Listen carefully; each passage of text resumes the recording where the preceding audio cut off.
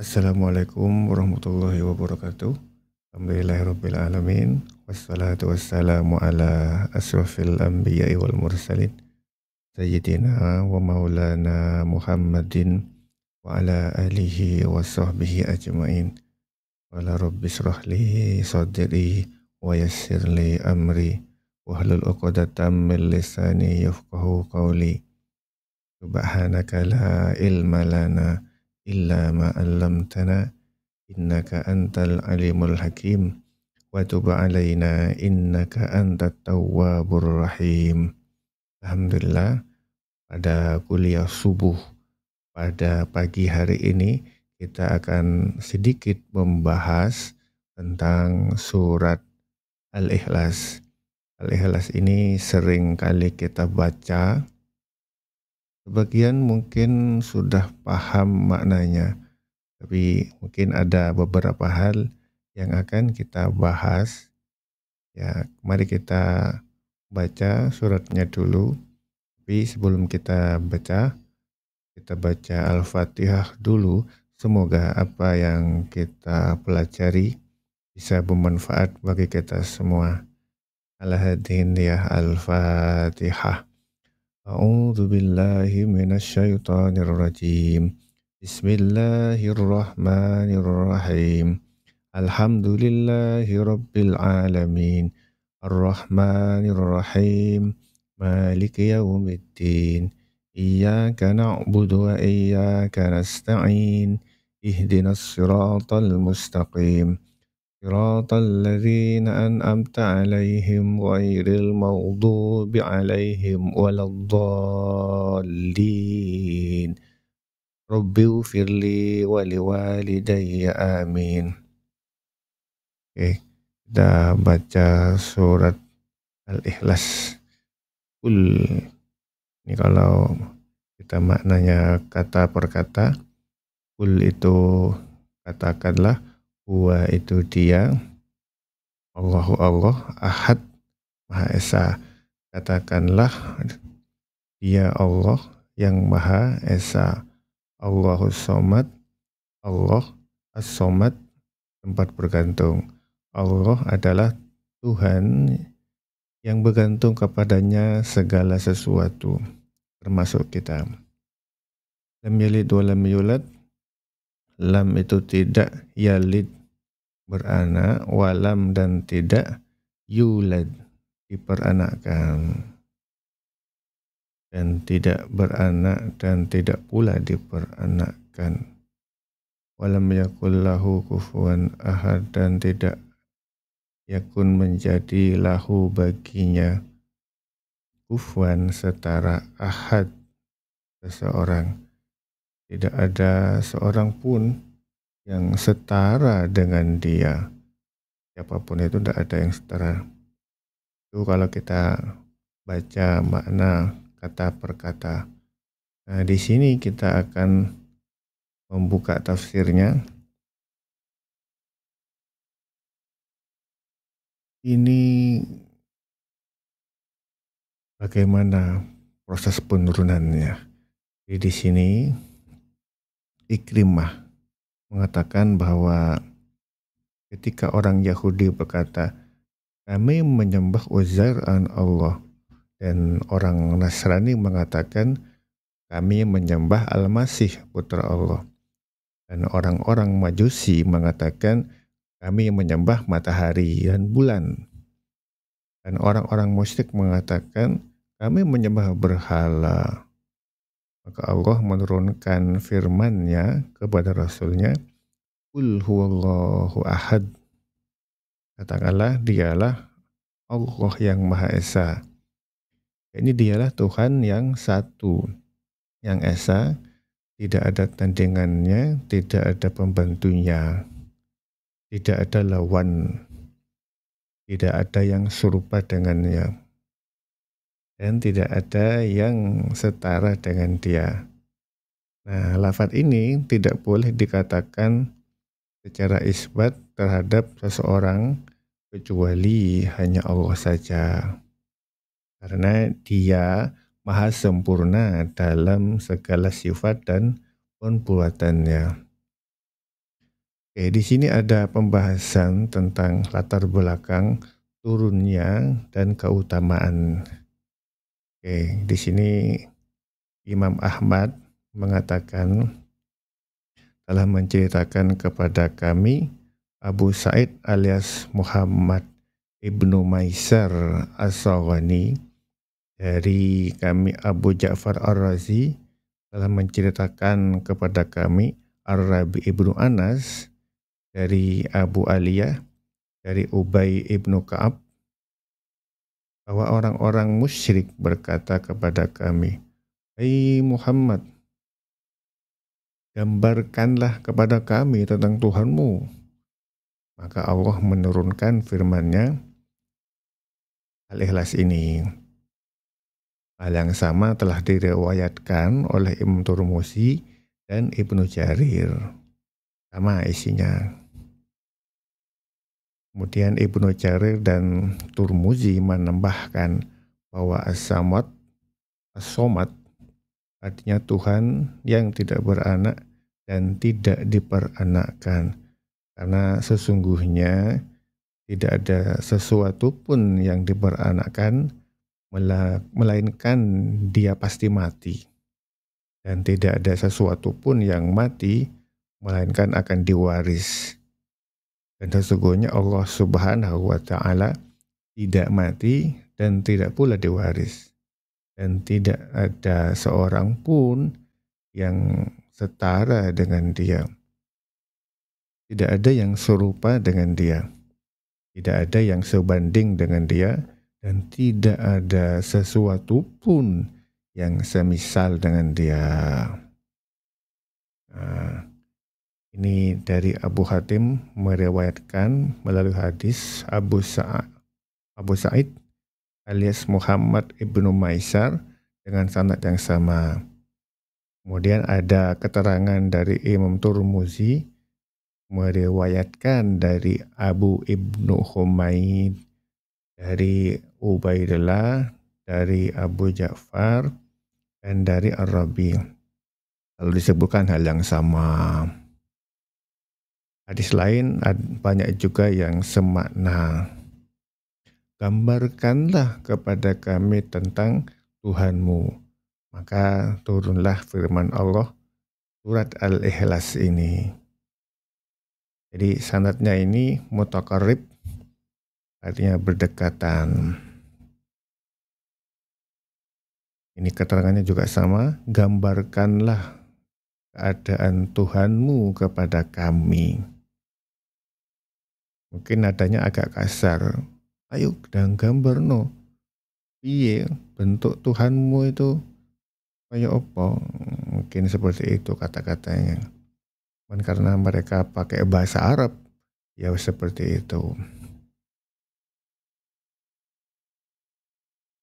Rasulullah pernah bersabda, segala sesuatu mempunyai predikat.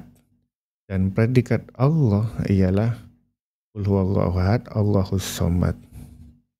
Somad artinya tidak berongga. Nah, seperti itu. Kemudian ada pertanyaan, kira-kira apa keutamaan dari membaca surat Al-Ikhlas ini? Mari kita bahas pelan-pelan ya. Oke, Imam Bukhari mengatakan bahwa telah menceritakan dari Muhammad Az-Zuhali, beliau dari Ahmad ibnu Soleh, beliau dari Ibnu Wahab, beliau dari kami Amr, dari Ibnu Abu Hilal, bahwa Abu Rijal alias Muhammad ibnu Abdurrahman pernah menceritakan dari ibunya. Ibunya yaitu Amrah binti Abdurrahman yang dulu berada di dalam asuhan Siti Aisyah radhiyallahu anha, istri Nabi.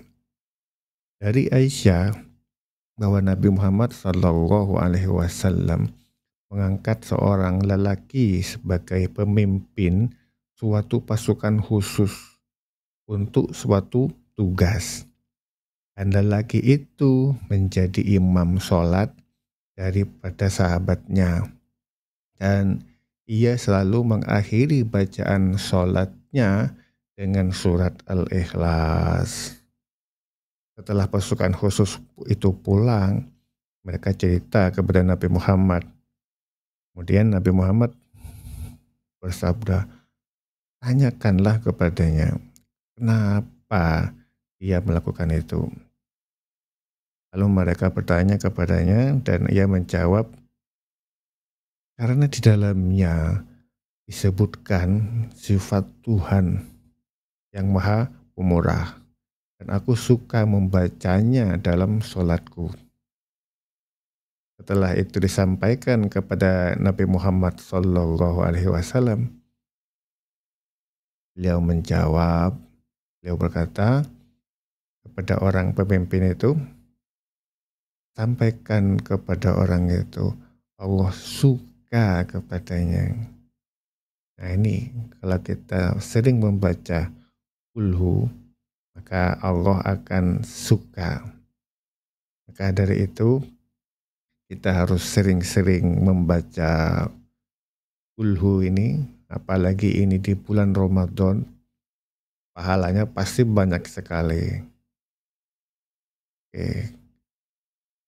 Kemudian juga ada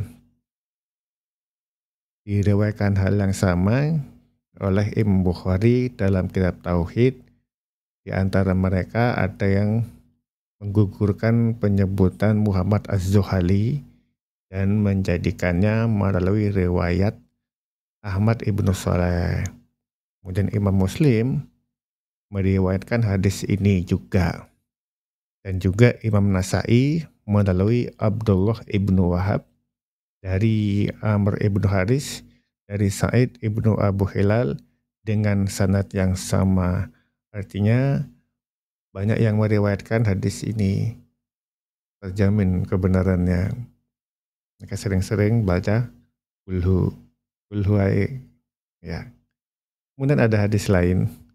Imam Bukhari mengatakan dalam kitab salatnya bahwa Ubaidillah telah meriwayatkan dari Sabit dari Anas radhiyallahu an yang telah mengatakan bahwa pernah ada seorang lelaki menjadi imam suatu jamaah di Masjid Kuba. Nah, ketika dia telah membaca Al-Quran yang mengawali sholatnya, yang mengiringinya dengan bacaan surat Al-Ikhlas. Setelah itu, dia membaca surat yang lain. Hal ini dia lakukan setiap rakaat. Nah, para sahabatnya mulai, sampean sudah baca surat ini, tapi sampean merasa tidak cukup dengan itu. Lalu sampean baca lagi surat yang lain. Kenapa gak yang ini aja? Atau sampai tinggalkan surat ini, baca surat ini, tidak usah pakai itu. Nah, lelaki ini menjawab, saya tidak akan meninggalkannya. Maksudnya tidak akan meninggalkan surat Al-Ikhlas. Jika engkau mau menjadikan diriku imam kalian, maka aku akan tetap melakukannya. Maksudnya membaca surat Al-Ikhlas. Dan jika kalian tidak suka, maka aku tidak mau menjadi imam kalian. Sedangkan mereka ini memandang lelaki ini sebagai orang yang paling diutamakan oleh mereka. Dan mereka tidak suka bila diimami yang lain. Nah, ketika Nabi datang, berkunjung kepada mereka, terus mulai dirasani. Beliau, Nabi Muhammad SAW bertanya, "Hai fulan, apa yang mencegahmu hingga tidak mau melakukan apa yang diminta oleh teman-temanmu? Dan kenapa engkau selalu menetapi surat ini dalam setiap rokaatmu?" Laki ini menjawab, "Uhibuk, saya suka kepada itu." Maka Nabi Muhammad SAW berkata, kecintaanmu kepada surat Al-Ikhlas ini dapat memasukkanmu ke dalam surga. Nah, ini menjadi dasar bahwa kita itu harus sering-sering membaca surat Al-Ikhlas. Barangkali dengan kesukaan kita terhadap surat Al-Ikhlas ini bisa mengantarkan kita kepada surga. Amin Allahumma amin. Semoga kita termasuk orang-orang yang sering membaca surat Al-Ikhlas dan bisa menjadi wasilah agar kita bisa masuk surga karenanya. Nah, kemudian hadis yang menyatakan bahwa surat Al-Ikhlas sebanding dengan sepertiga Al-Quran. Nah, ini juga keutamaan dari surat Al-Ikhlas.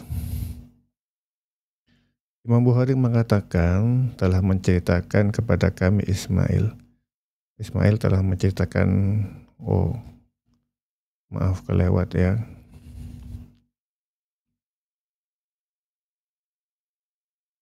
Mana tadi?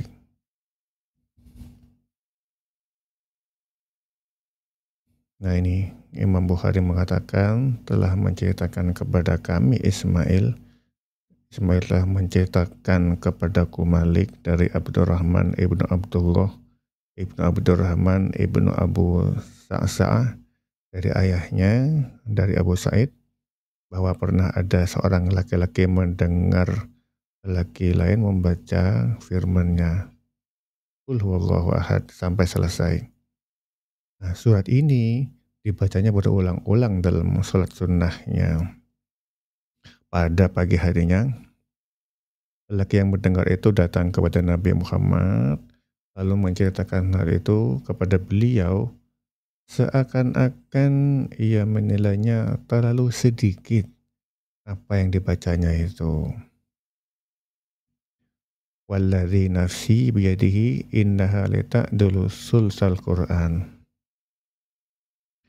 Demi Tuhan yang jiwaku berada di dalam genggaman kekuasaannya, sesungguhnya surat Al-Ikhlas itu benar-benar sebanding dengan sepertiga Al-Quran. Nah, ini termasuk keutamaan dari surat Al-Ikhlas. Ismail ibnu Ja'far menambahkan dari Malik, dari Abdurrahman ibnu Abdullah, dari ayahnya, dari Abu Sa'id, yang mengatakan bahwa telah menceritakan kepadaku saudaraku Qatadah ibnu Nu'mah dari Nabi Muhammad SAW. Imam Bukhari telah meriwayatkannya dari Abdullah ibnu Yusuf dan Al-Qanabi. Imam Abu Dawud meriwayatkan dari Al-Qanabi dan Imam Nasa'i dari Qutaibah, seluruhnya dari Malik dengan sanad yang sama.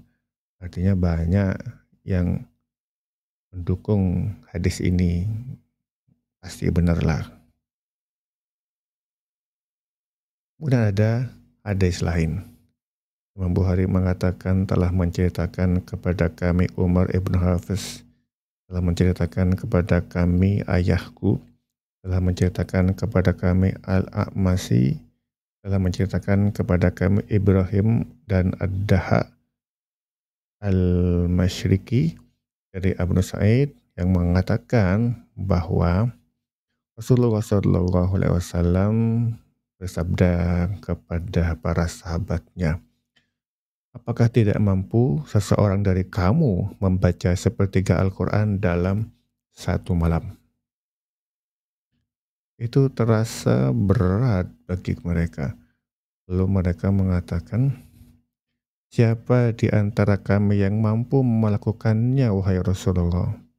Maka Rasulullah bersabda, Allahul Wahidus Samad, sulusul Quran. Allah itu Wahidus Samad. Surah Al-Ikhlas adalah sepertiga dari Al-Quran. Kemudian Imam Bukhari juga meriwayatkan secara munfarid melalui Ibrahim ibnu Zaid. Ia pernah mendengar Abu Ja'far Muhammad ibnu Hatim mengatakan bahwa Abu Abdullah Al-Bukhari telah meriwayatkan Ibrahim secara mursal dan dari Ad-Daha secara musnad. Kemudian ada hadis lain juga. Walladina nafsi biyadihi inha li ta'dilu nisfal Qur'an aw sulsah. Tuhan yang jiwaku berada di dalam genggaman kekuasaannya. Sesungguhnya surah Al-Ikhlas benar-benar sebanding dengan separuh atau sepertiga Al-Quran. Nah, ini hadis lain juga sama keterangannya. Ya, keterangannya sama tentang sepertiga Al-Quran. Artinya banyak sahabat-sahabat yang meriwayatkan keutamaan ini. Bukan cuma satu, banyak. Ini ya buktinya. Hadis lain, nah ini sama. Jadi ada banyak keterangan-keterangan dari hadis tentang keutamaan berupa sepertiga Al-Quran. Oh, ini sepertiga Al-Quran sama. Nah, ini sulusul Quran sama. Itu kita sudah baca tafsir ayat yang pertama. Sekarang ayat yang kedua. Allahus Somad. Ikrimah telah meriwayatkan dari Ibnu Abbas bahwa makna yang dimaksud ialah yang bergantung kepadanya semua makhluknya dalam kebutuhan dan sarana mereka. Ali Ibnu Abu Thalhah telah meriwayatkan dari Ibnu Abbas bahwa makna yang dimaksud adalah Tuhan yang maha sempurna dalam perilakunya, maha mulia, yang maha sempurna dalam kemuliaannya, maha besar, yang maha sempurna dalam sifat penyantunnya, maha mengetahui, yang maha sempurna dalam pengetahuannya, bijak, yang maha sempurna dalam kebijaksanaannya. Dialah Allah yang maha sempurna dalam kemuliaan dan akhlaknya.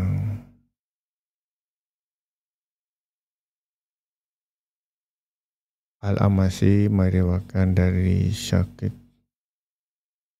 dari Abdul Wail yang bergantung kepadanya segala sesuatu. Tuhan yang akhlaknya tiada menandinginya. Asim telah meriwayatkan hal yang semisal dari Abu Wail dari Ibnu Mas'ud. Bluetooth disconnected.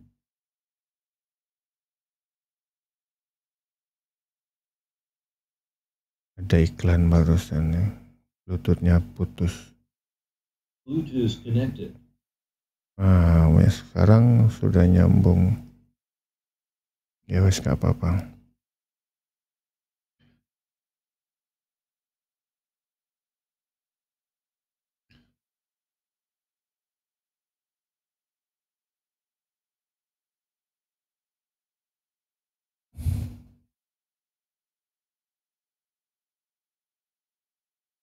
Ikrimah mengatakan sehubungan dengan makna yang bergantung kepadanya segala sesuatu. Ikrimah ini anaknya Abu Jahal.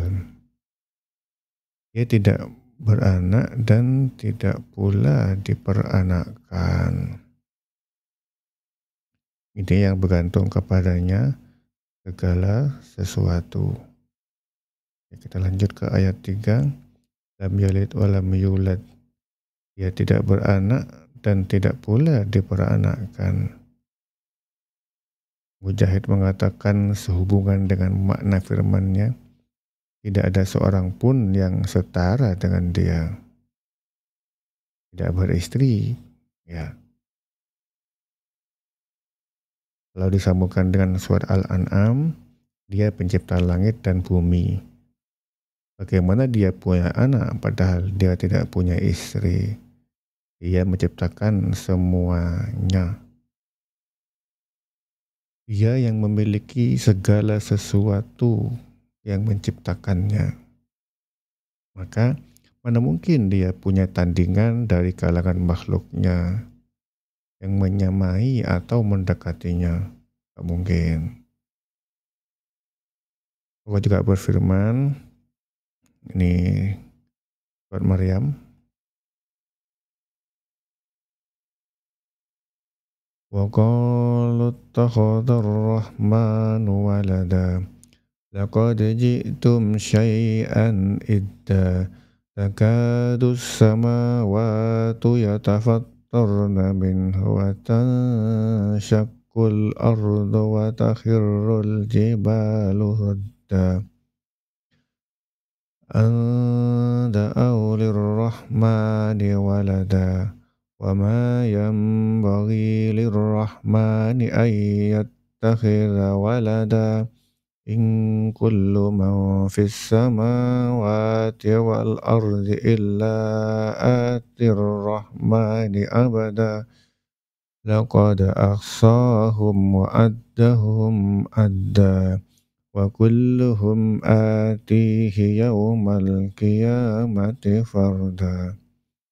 Dan mereka berkata, Tuhan yang Maha Pemurah mengambil anak. Sesungguhnya kamu telah mendatangkan sesuatu perkara yang sangat mungkar. Hampir-hampir langit pecah karena ucapan itu, dan bumi belah, dan gunung-gunung runtuh. Karena yang mereka mendakwa Allah yang Maha Pemurah mempunyai anak. Dan tidak layak bagi Tuhan yang Maha Pemurah mengambil atau mempunyai anak. Tak mungkin, ya. Tidak ada seorang pun di langit dan di bumi kecuali akan datang kepada Tuhan yang Maha Pemurah selaku seorang hamba. Sesungguhnya Allah telah menentukan jumlah mereka dan menghitung mereka dengan hitungan yang teliti. Dan tiap-tiap mereka akan datang kepada Allah pada hari kiamat dengan sendiri-sendiri. Firman Allah Al-Anbiya, wa qalu ittakhadar rahmanu waladan subhanahu bal ibadum mukramun la yasbiqunahu bil qawli wa hum bi amrihi ya'malun. Dan mereka berkata, Tuhan yang Maha Pemurah telah mengambil anak. Maha suci Allah. Sebenarnya malaikat-malaikat itu adalah hamba-hamba Allah yang dimuliakan. Mereka tidak mendahuluinya dengan perkataan dan mereka mengerjakan perintahnya. Kemudian As-Saffat, wa ja'alu bainahu wa bainal jinnati nasaban wa laqad alimatil jinnah innahum lamuhdarun. Bluetooth disconnected. Subhanallahu amma yasifun. Jadi dan mereka adakan hubungan nasab antara Allah dan antara jin. Sesungguhnya jin mengetahui bahwa mereka benar-benar akan diseret ke neraka. Maha suci Allah dari apa yang mereka sifatkan. Kemudian dalam Sahih Bukhari disebutkan, tidak ada seorang pun yang lebih sabar daripada Allah terhadap perlakuan yang menyakitkan. Sesungguhnya mereka menganggap Allah itu beranak. Padahal dia yang memberikan rezeki dan kesejahteraan. Ini juga ada sabda Nabi, Allah berfirman, anak Adam telah mendustakan aku, padahal Allah tidak pernah berdusta. Dan anak Adam mencaci maki aku, padahal tidak layak baginya mencaci maki dia. Maksudnya mengatakan Tuhan itu dua. Adapun pendustaannya terhadapku ialah ucapannya yang tidak mengatakan bahwa dia tidak akan mengembalikanku hidup kembali. Bagaimana dia menciptakanku pada permulaan. Padahal penciptaan pertama itu tidak lebih mudah bagiku daripada mengembalikannya. Dan adapun caci makinya kepadaku ialah ucapannya yang mengatakan bahwa Allah punya anak. Oh ya, punya anak ya. Padahal aku adalah Tuhan yang Maha Esa. Cuma satu. Yang bergantung kepadaku semuanya. Semuanya bergantung kepada Allah. Aku tidak beranak dan tidak diperanakkan. Dan tidak ada yang setara denganku. Itu Allah.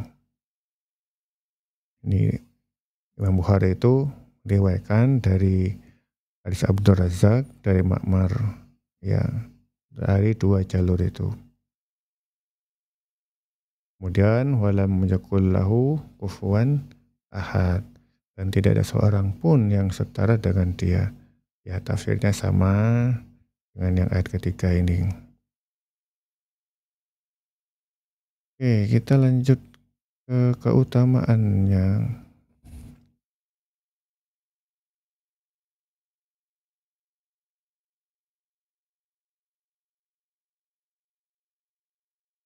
Hadis lain dari Ibnu Jarir. Oh, ini masih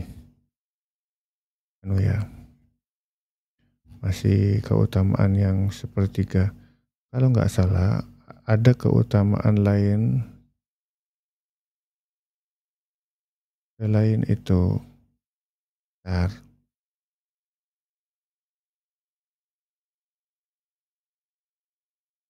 Jadi keutamaannya ada yang sepertiga Al-Quran. Ini hadis lain.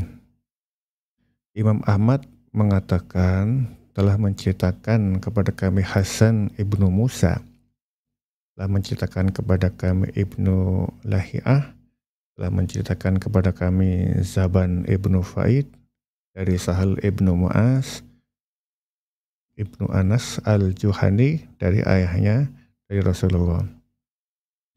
Barang siapa yang membaca Qul huwallahu ahad sampai akhir sebanyak 10 kali, maka Allah akan membangunkan baginya satu gedung di surga. Kemudian Sayyidina Umar berkata, kalau begitu kami akan memperbanyak bacaannya wahai Rasulullah. Kemudian Rasulullah bersabda, pemberian Allah jauh lebih banyak dan jauh lebih baik. Ini Imam Ahmad meriwayatkannya secara munfarid. Kemudian Abu Muhammad Ad-Darimi meriwayatkannya dalam kitab Musnadnya. Untuk itu, ia mengatakan bahwa telah menceritakan kepada kami Abdullah ibnu Yazid, telah menceritakan kepada kami Haywa, telah menceritakan kepada kami Abu Aqil ibnu Ma'bad, yang menurut Imam Ad-Darimi adalah seorang wali abdal, bahwa ia pernah mendengar Said ibnu Musayyab mengatakan bahwa sesungguhnya Nabi Muhammad SAW pernah bersabda, barang siapa yang membaca Qul huwallahu ahad sebanyak 10 kali, maka Allah akan membangunkan baginya satu gedung di dalam surga. Dan barang siapa yang membacanya sebanyak 20 kali, maka Allah akan membangunkan baginya 2 gedung di dalam surga. Dan barang siapa yang membacanya sebanyak 30 kali, maka Allah akan membangunkan baginya 3 buah gedung di dalam surga.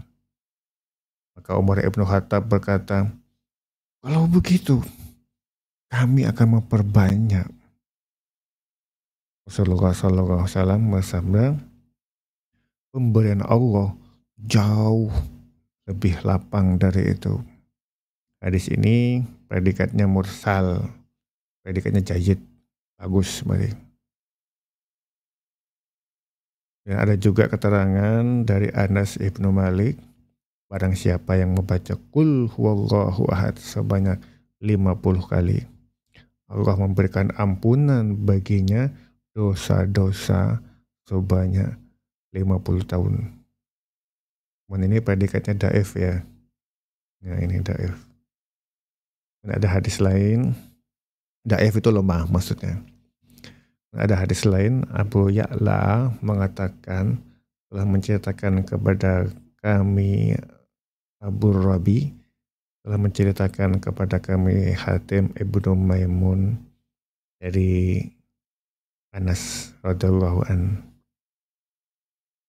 Barang siapa yang membaca Qul huwallahu ahad sehari sebanyak 200 kali,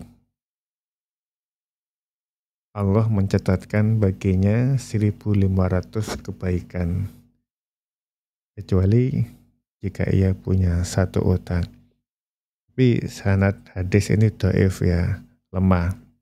Kenapa kok lemah? Hatim ibnu Maimun dinilai dhaif oleh Imam Bukhari dan lainnya. Kemudian Imam Tirmidzi meriwayatkan dari Muhammad ibnu Mazzuq al-Basri dari Hatim ibnu Maimun dengan sanad yang sama. Barang siapa yang setiap hari membaca Qul huwallahu ahad 200 kali, dihapuskan baginya dosa-dosa 50 tahun, kecuali dia punya utang.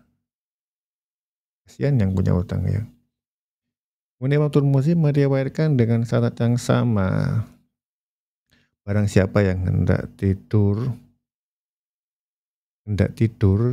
di atas paduannya, lalu ia merebahkan dirinya pada lambung kanannya, kemudian dia baca Qul huwallahu ahad sebanyak 100 kali. Maka kelak di akhir kiamat, Allah yang Maha Agung lagi Maha Mulia akan berfirman kepadanya, hai hambaku, masuklah kamu ke surga di sebelah kananmu. Allahumma ja'alna minhum. Semoga kita termasuk orang-orang itu. Kemudian Imam Tirmidzi mengatakan, gharib, bila melalui hadis sabit. Imam Tirmidzi telah meriwayatkan pula jalur dari lainnya. Kemudian ada juga keterangan barang siapa yang membaca Qul huwallahu ahad sebanyak 200 kali, Allah menghapuskan dosa sebanyak 200 tahun. Luar biasa. Usia kita aja nggak sampai segitu. Kemudian Al-Basar mengatakan bahwa kami tidak mengetahui ada yang meriwayatkan dari Sabit, kecuali dari Al-Hasan ibnu Abu Ja'far. Keduanya saling berdekatan. Sama-sama jeleknya hafalannya. Kemudian ada juga hadis lain yang berkaitan dengan doa yang mengandung asma Allah. Imam Nasa'i mengatakan di dalam tafsir surat ini bahwa telah menceritakan kepada kami Abdurrahman ibnu Khalid, telah menceritakan kami Zaid ibnul Habad, menceritakan kepadaku Malik ibnu Maghul dari Abdullah ibnu Buraidah dari ayahnya bahwa ia masuk ke dalam masjid bersama Rasulullah. Tiba-tiba beliau menjumpai seorang lelaki sedang berdoa dalam salatnya sambil bilang gini, ya Allah, sesungguhnya aku memohon kepada Engkau demi kesaksianku yang mengatakan bahwa tidak ada Tuhan yang berhak disembah selain Engkau yang Maha Esa. Bergantung kepada Engkau semuanya, yang tidak beranak dan tidak diperanakkan, dan tidak ada seorang pun yang setara dengannya. Maka Rasulullah bersabda, demi Tuhan yang jiwaku berada di dalam genggaman kekuasaannya, sesungguhnya dia telah memohon kepadanya dengan menyebut asma'nya yang terbesar, yang apabila dimintakan dengannya pasti diberi, dan apabila didoakan dengannya pasti terkabul. Nah, ini khasiatnya asma-asma Allah. Ashabus Sunan yang lainnya telah menyatakan bahwa melalui berbagai jalur dari Malik ibnu Maghul, dari Abdullah ibnu Buraidah, dan dari ayahnya dengan sanad yang sama,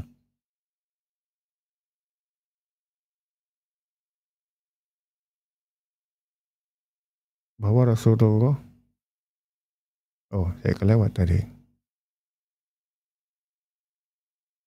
hadis ini Hasan Gharib, hadis lain yang berkaitan dengan 10 kali. Ini headset monitornya agak Ada 3 perkara yang barang siapa mengerjakannya dengan iman, niscaya dia dapat masuk surga dari pintu manapun yang disukainya, dan dinikahkan dengan bidadari sesukanya. Siapa aja? Itu pertama, orang yang memaafkan terhadap pembunuhnya dan membayar hutangnya dengan sembunyi-sembunyi, dan membaca 10 kali Qul huwallahu ahad seusai tiap sholat fardu. Maka Abu Bakar bertanya, bagaimana dengan orang yang hanya melakukan salah satunya saja, wahai Rasulullah? Oh iya juga, bisa itu. Maka ini bisa jadi amalan kita, baca kulhu 10 kali setelah sholat. Insya Allah kita bisa masuk surga dari pintu mana saja. Kemudian hadis lain, kalau mau masuk rumah, ini barang siapa yang membaca Qul huwallahu ahad pas mau masuk rumah, maka dijauhkannya kefakiran dari penduduk rumah itu dan juga para tetangganya. Tapi ini dhaif. Tapi meskipun dhaif, kalau tujuannya untuk fadhailul amal, itu tidak apa-apa diamalkan. Kemudian hadis lain, untuk membaca surat Al-Ikhlas dalam semua keadaan. Waktu bersama Rasulullah di medan Tabuk, terbitlah matahari dengan sinar dan cahaya yang belum pernah kami lihat sebelumnya. Lalu datanglah malaikat Jibril kepada Nabi Muhammad SAW bertanya, "Hai Jibril, mengapa aku lihat matahari ini terbit dengan sinar dan cahaya yang belum pernah kulihat sebelumnya seperti itu?" Jibril menjawab bahwa sesungguhnya hal itu disebabkan Muawiyah ibnu Muawiyah Al-Laisi, dia telah meninggal dunia pada hari ini di Madinah. Maka Allah mengirimkan kepadanya 70.000 malaikat untuk menyolatkannya. Rasulullah bertanya, kok bisa gitu? Jibril menjawab, dia adalah orang yang banyak membaca Qul huwallahu ahad di malam dan siangnya, dan saat dia berdiri, berjalan, dan duduknya. Maka engkau ya Rasulullah, aku akan mengambil segenggam tanah kuburnya, lalu engkau menjolatinya. Rasulullah menjawab, ya. Maka Rasulullah menyolatkannya. Hal yang sama diriwayatkan oleh periwayat lain. Nah, seperti ditunjukkan di layar itu. Kemudian ada jalur lain, maksudnya keterangannya sama, tapi dari sahabat yang lain. Berarti ini bagus, ini terjamin kebenarannya karena dari beberapa perawi. Tapi di sini Imam Baihaqi meriwayatkan melalui riwayat Utsman. Lalu hal yang sama dengan ini sanadnya benar. Nah, baguslah kalau gitu. Kita bisa mengamalkan. Hadis lain, keutamaan surat Al-Ikhlas dan surat Mu'awizatain.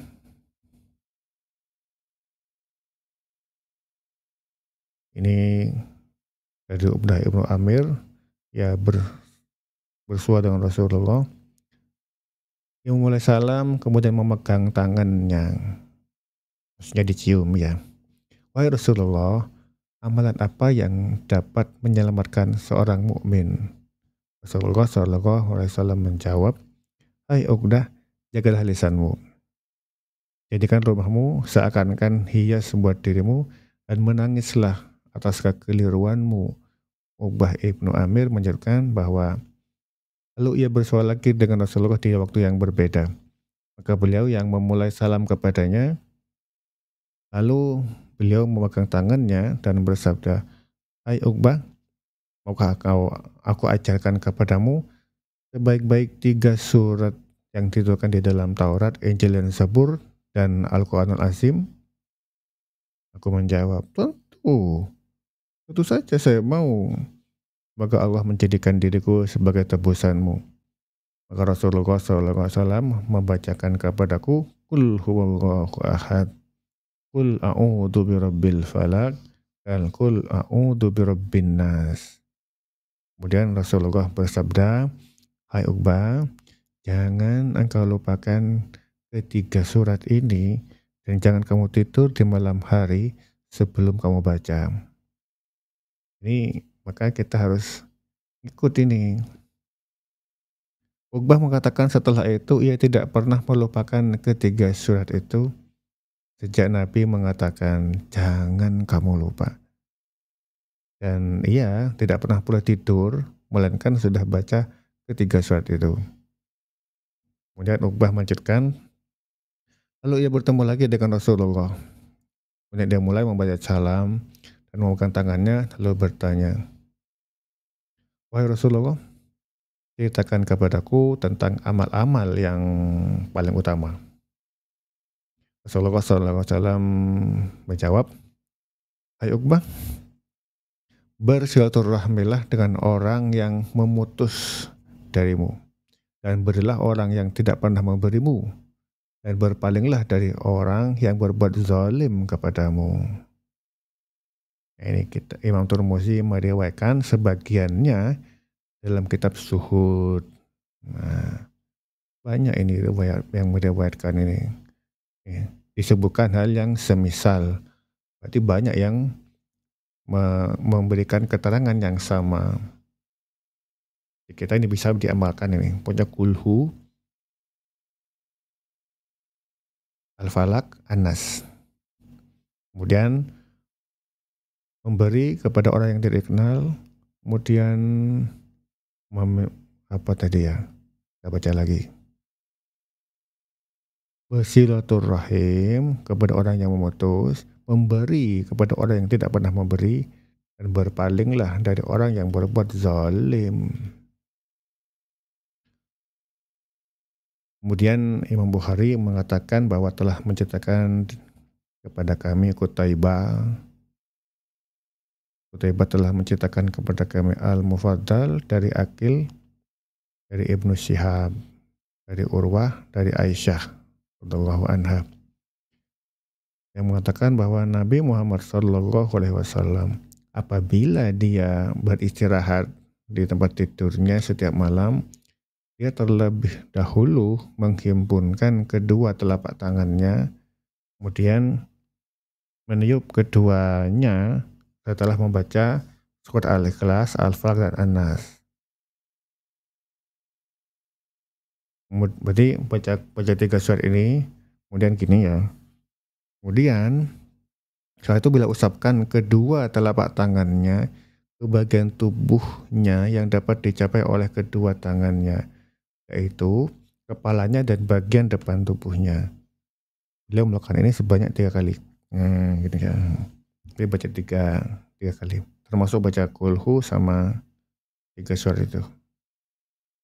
3 kali seret. Hal yang semisal diriwayatkan oleh para pemilik kitab sunnah melalui hadis Uqail dengan sanad yang sama. Jadi ini bisa kita amalkan. Yang tidur sebelum baca 3 surat itu, terus dimusapkan mata, kemudian diusapkan ke badan seperti ini. Dan nawaitu taqarruban ilallah dengan mengikuti sunnah Nabi. Oke, mungkin untuk kuliah subuh hari ini sampai di sini dulu. Semoga yang sedikit ini bisa bermanfaat bagi kita semua. Al-Fatihah. A'udzubillahi minasyaitonirrajim. Bismillahirrahmanirrahim. Alhamdulillahirabbil alamin. Arrahmanirrahim. Maliki yaumiddin. Iyyaka na'budu wa iyyaka nasta'in. Ihdinas siratal mustaqim. Siratal ladzina an'amta 'alaihim ghairil maghdubi 'alaihim waladdallin. Amin. Terima kasih atas semua perhatian. Untuk surat berikutnya silahkan komentar di bawah ya. Kita bahas apa lagi di pertemuan berikutnya. Semoga bermanfaat. Wa'alafu minkum. Kalau ada kesalahan itu memang dari saya. Kalau ada kebenaran berarti itu dari guru-guru saya dan pasti dari Allah. Wassalamualaikum warahmatullahi wabarakatuh.